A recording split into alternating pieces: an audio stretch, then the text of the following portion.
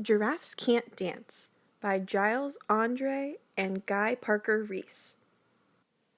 Gerald was a tall giraffe whose neck was long and slim, but his knees were awfully crooked and his legs were rather thin. He was very good at standing still and munching shoots off trees, but when he tried to run around, he buckled at the knees. Now every year in Africa they hold the jungle dance, where every single animal turns up to skip and prance.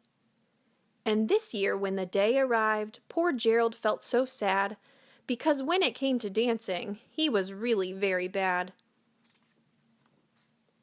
The warthogs started waltzing, and the rhinos rock and rolled, the lions danced a tango that was elegant and bold.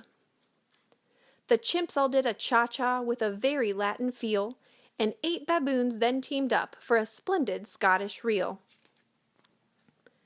Gerald swallowed bravely as he walked towards the floor, but the lions saw him coming, and they soon began to roar. "Hey, look at clumsy Gerald," the animals all sneered. "Giraffes can't dance, you silly fool. Oh, Gerald, you're so weird." Gerald simply froze up. He was rooted to the spot. "They're right," he thought. "I'm useless. Oh, I feel like such a clot." So he crept off from the dance floor and he started walking home. He'd never felt so sad before, so sad and so alone. Then he found a little clearing and he looked up at the sky. "The moon can be so beautiful," he whispered with a sigh.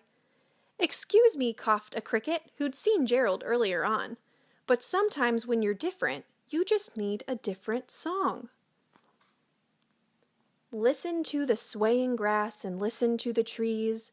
To me, the sweetest music is those branches in the breeze.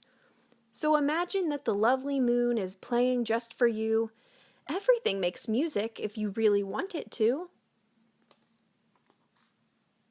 With that, the cricket smiled and picked up his violin. Then Gerald felt his body do the most amazing thing. His hooves had started shuffling, making circles on the ground. His neck was gently swaying, and his tail was swishing round. He threw his arms out sideways, and he swung them everywhere. Then he did a backward somersault and leapt up in the air. Gerald felt so wonderful his mouth was open wide. "I am dancing! Yes, I'm dancing! I am dancing!" Gerald cried. Then, one by one, each animal who'd been there at the dance arrived while Gerald boogied on and watched him, quite entranced. They shouted, "It's a miracle! We must be in a dream!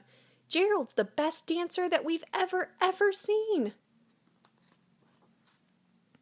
"How did you learn to dance like that? Please, Gerald, tell us how." But Gerald simply twirled around and finished with a bow.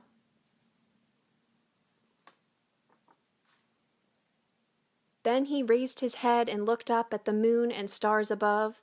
"We all can dance," he said, "when we find music that we love."